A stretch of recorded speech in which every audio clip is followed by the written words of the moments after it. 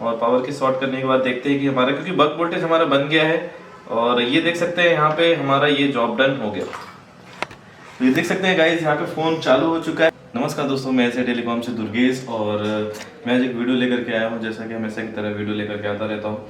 तो आज का जो हमारा टॉपिक है डेड डायग्नोस, जैसा कि आपने थंबनेल में देखा हुआ है। तो मैं आज एक डेड डायग्नोस करूँगा आपके सामने।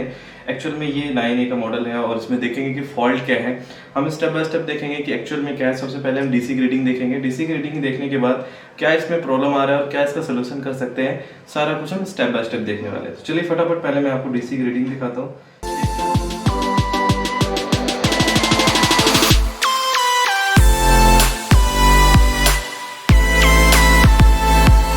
फटाफट मैं इसकी डीसी ग्रेडिंग दिखा देता हूँ कि एक्चुअली इसमें डीसी ग्रेडिंग क्या है। तो मैं यहाँ पे डीसी पे लगा देता हूँ गाइस। तो जैसे कि मैंने डीसी पे लगाया तो अभी आप देख पाओगे कि कोई भी एम्पियर जो है फ्लक्चुएशन नहीं हो रहा है, मतलब इसमें हाफ शॉर्टिंग या फुल शॉर्ट नहीं है। तो चलिए इसकी पावर की को हम प्रेस करेंगे और देखेंगे कि इसमें क्या फॉल्ट बन रहा है क्या नहीं बन रहा है। तो मैं यहाँ पे पावर की को प्रेस कर रहा हूँ और देख सकते हैं 1 2 3 1 इसमें पहले से आ रहा था, पर यहाँ पे आप देख सकते हैं 2 ऑलवेज है। तो जैसे मैं प्रेस कर रहा हूँ तो नॉट रिस्पॉन्डिंग, मतलब ये कुछ भी नहीं ले रहा है, कुछ भी बूट यहाँ पे नहीं ले रहा है। तो चलिए हम इसमें स्टेप बाय स्टेप चेक करते हैं कि इसमें फॉल्ट क्या है और क्या इसमें हम क्या सोल्यूशन कर सकते हैं। तो पहले तो आप देख सकते हैं कि ये पूरे केन वगैरह कटे हुए हैं, तो मतलब किसी टेक्नीशियन ने काम किया हुआ है इस पर, जाहिर सी बात है। तो ये सारा कुछ मैंने देखा तो यहाँ पे एमसी वगैरह भी रिवॉल्व और पावर ऐसी भी रिवॉल्व वगैरह है। तो हो सकता है जब आप कभी केन वगैरह काट रहे हो, पत्रे को काट रहे हो, तो एकदम सेफ तरीके से काम करिए। तो चलिए मैं सबसे पहले इसमें वोल्टेज चेक करता हूँ। सबसे पहले मैं इसमें बीपीएच वोल्टेज चेक करूंगा और उसके बाद इसमें बक वोल्टेज चेक करूंगा कि ये 2 वोल्टेजेस बन रहे हैं कि नहीं बन रहे हैं। अगर बीपीएच वोल्टेज नहीं बनेगा तो सबसे पहले हमें पावर आईसी पे काम करना है, और अगर बक वोल्टेज नहीं बन रहा है तो उसके रीजंस को भी हम देखेंगे कि क्या क्या फॉल्ट हम कर सकते हैं। तो चलिए मैं इसमें चार्जिंग लगा देता हूँ और इसमें फिर चेक करते हैं कि हमारा जो पहले तो बीपीएच वोल्टेज चेक करेंगे और बीपीएच वोल्टेज न बनने के कारण, और चलिए मैं आपको स्क्रीन में दिखाता हूँ बाकी। चलिए गाइस, मैं अब इसमें सबसे पहले बीपीएच वोल्टेज चेक करूंगा। जैसा कि मैंने बताया कि अगर बीपीएच वोल्टेज नहीं बनता है तो सबसे पहले पावर पे काम करना है। अगर बीपीएच वोल्टेज बन रहा है तो फिर आपको बक वोल्टेज को चेक करना है। तो चलिए मैं सबसे पहले यहाँ पे बीपीएच वोल्टेज को चेक करता हूँ कि बीपीएच वोल्टेज हमारा बन रहा है कि नहीं बनता है। तो देख सकते हैं अभी हमारे यहाँ पे बीपीएच वोल्टेज बन रहा है, जो कि यहाँ पे फ्लक्चुएट भी नहीं हो रहा है, हमारा बीपीएच वोल्टेज ओके है।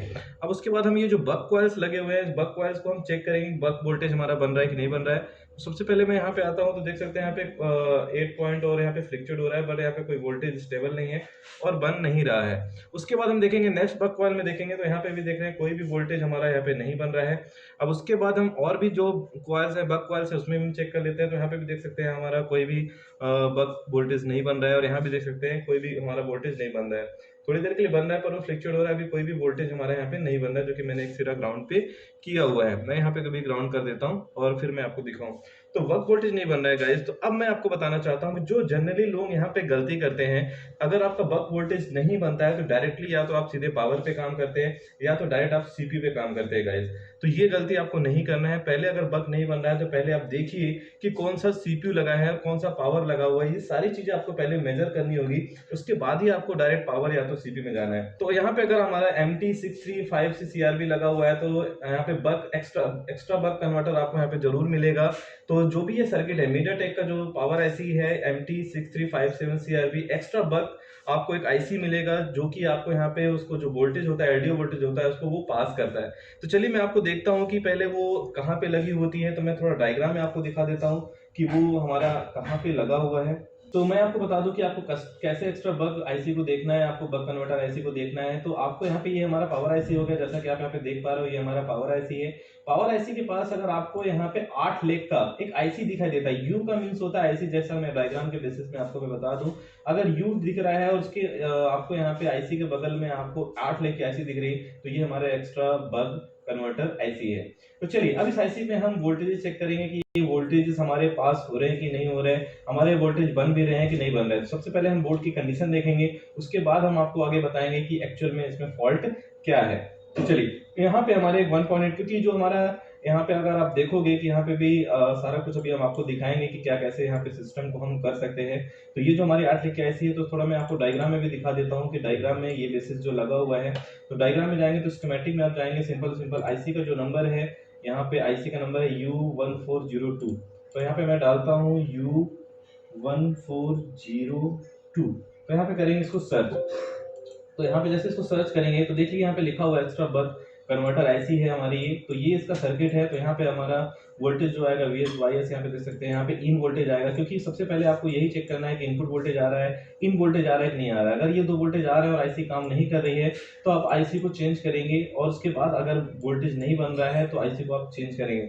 बट यहाँ पे हम कंडीशन को देखने वाले हैं कि हमारे यहाँ पे आउटपुट में, क्योंकि आप देख सकते हैं यहाँ पे हमारा एक्स्ट्रा बग जो हमारा बन रहा है वो 1.4 यहाँ पे जो वोल्टेज बन रहा है कि नहीं बन रहा है। तो इसको चेक करने के लिए डायरेक्ट हम इस आईसी पे, हमने तो देख ही लिया ये हमारी आईसी लगी हुई है यहाँ पे, अब इसके आउटपुट में हमारा वोल्टेज बन रहा है कि नहीं बन रहा है। तो चलिए फटाफट हम यहाँ पे इस कैपेसिटर पे भी देख लेते हैं कि हमारा वो वोल्टेज बन रहा है कि बन रहा है। तो C1 C4 C407, चलिए देखते हैं यहाँ पे। तो यहीं से आईसी के पास होगा, तो देख सकते हैं इस आईसी के, ये जो आईसी है हमारी लगी हुई है 8 लेके आईसी, और यहाँ पे देख सकते हैं C1407, ये आईसी, ये हमारा कैपेसिटर है। इस कैपेसिटर में आउटपुट वोल्टेज बनना चाहिए। अगर ये आउटपुट वोल्टेज नहीं बन रहा है तो फिर आपको EN चेक करना है कि EN आ रहा है कि नहीं आ रहा है, और EN नहीं आ रहा है तो यहाँ पे इन वोल्टेज मिल रहा है कि नहीं मिलता। तो सबसे पहले मैं डायरेक्ट यहाँ पे जाता हूँ गाइस कि देखता हूँ कि हमारा आउटपुट वोल्टेज बन रहा है कि नहीं बन रहा है। चलिए, तो मैं यहाँ पे सबसे पहले यहाँ पे इन जो है, इनको पहले ही चेक कर लेते हैं गाइस कि इन वोल्टेज हमारा बन रहा है कि नहीं बन रहा है, जो कि पावर ऐसी PMU से आता है हमारा। तो ये हमारा इन वोल्टेज, यहाँ पे कोई भी कैपेसिटर नहीं लगा है, तो कोई भी कंपोनेंट नहीं लगा है, तो सीधा हम आउटपुट वोल्टेज ही चेक कर लेते हैं कि आउटपुट वोल्टेज हमारा बन रहा है कि नहीं। तो चलिए मैं कैमरे में आपको दिखाता हूँ, और मैं इसे यहाँ पे भी रख देता हूँ। तो चलिए गाइस, जैसा कि आप यहाँ पे देख पा रहे हो, तो ये हमारी आईसी है। तो मैं आपको थोड़ा सा आइडेंटिफाई करा दूँ। यहाँ पे ये देख सकते हैं CPU पावर के पास हमारे यहाँ पे आईसी लगी हुई है, एक्स्ट्रा बक कन्वर्टर आईसी, और ये जो कंपोनेंट है, ये वाला हमारा कंपोनेंट है, इस पे हमारा आउटपुट बनना चाहिए। तो देखते हैं कि हमारा आउटपुट बन रहा है कि नहीं बन रहा है। तो चलिए फटाफट देखते हैं कि हमारा यहाँ पे आउटपुट कुछ भी बन रहा है कि नहीं बन रहा है। तो देख सकते हैं यहाँ पे कोई भी हमारा आउटपुट नहीं बन रहा है, फ्लक्चुएट हो रहा है। अगर ये आईसी खराब हो जाएगी, अगर ये आईसी आउटपुट नहीं देगी, कोई भी हमारा एक्स्ट्रा बक, मतलब कोई भी बक वोल्टेज नहीं बनेगा। तो सबसे मेन स्टेप आपको ये चेक करना है। अगर ये सही होगा तो आपको जाना है कि CPU के पास, फिर जाना है, फिर आगे का प्रोसीजर होता है। तो जब मैंने यहाँ पे आया तो देखा यहाँ पे लगी हुई है एक्स्ट्रा बक आईसी, बक कन्वर्टर आईसी, तो यहाँ पे कोई भी आउटपुट नहीं मिल रहा है। तो इसका EN चेक करेंगे कि EN में हमारा वोल्टेज आ रहा है कि नहीं आ रहा है। तो जाहिर सी बात है, अगर इन आ रहा है तो आउटपुट नहीं निकल रहा, तो आईसी को चेंज करना है। बट अगर मैं एक चीज आपको और बताऊंगा कि अगर ये आईसी नहीं है तो इस आईसी को आप बाईपास भी कर सकते हैं, क्योंकि यहाँ पे जो इसका जो बाईपास कर रही है, यहाँ पे इसको 1.4 वोल्टेज चाहिए, तो आप 1.8 वोल्टेज भी आप बाईपास करके ट्राई कर सकते हैं कि आपका काम होता है कि नहीं होता है। तो चलिए मैं इसको इन वोल्टेज चेक कर लेता हूँ। ये हमारा इनपुट का कैपेसिटर है, तो मैं इनपुट के कैपेसिटर में चेक करूंगा कि हमारा यहाँ पे वोल्टेज बन रहा है कि नहीं बन रहा है। तो देख सकते हैं बीपीएस वोल्टेज हमारा प्रॉपर ओके आ रहा है। जो हमारा आउटपुट अगर नहीं बन रहा है गाइस, यहाँ पे इनपुट तो हमारा आ रहा था 4 वोल्ट हमारा इस कैपेसिटर पे मिल रहा था हमें।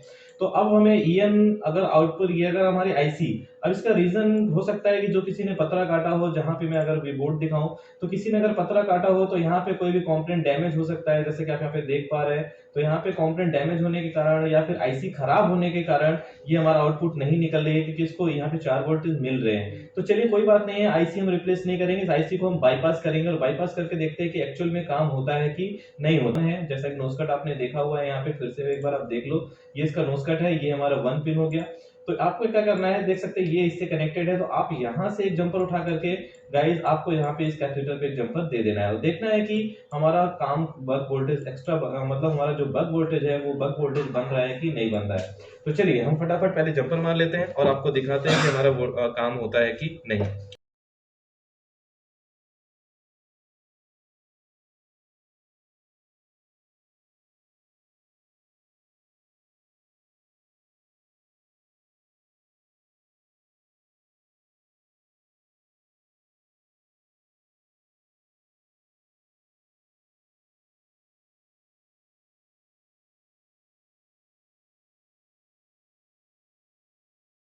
चलिए गाइस, ये देखिए मैंने जंपर मार दिया है, क्योंकि अगर हमारा यहाँ पे ये आईसी काम नहीं कर रही, जाहिर सी बात है आईसी, क्योंकि इनपुट वोल्टेज मिल रहा है और हमारा ये आईसी वर्क नहीं कर रही, तो मैं इसको सिंपल कर रहा हूँ, बाईपास मैंने कर दिया, जैसे कि एक जंपर, जैसे कि मैंने आपको दिखाया। अब देखते हैं कि हमारा यहाँ पे बक वोल्टेज बन रहा है कि नहीं बन रहा है। जो जनरली लोग गलती करते हैं और वो गलती हम नहीं करने वाले हैं। तो चलिए फटाफट देखते हैं कि बक वोल्टेज अब बन रहा है कि नहीं बन रहा है। तो चलिए गाइस, अब हम यहाँ पे देखते हैं आउटपुट पे, पहले दिखाते हैं आपको। तो देख सकते हैं आउटपुट में हमारा वोल्टेज यहाँ पे आ चुका है।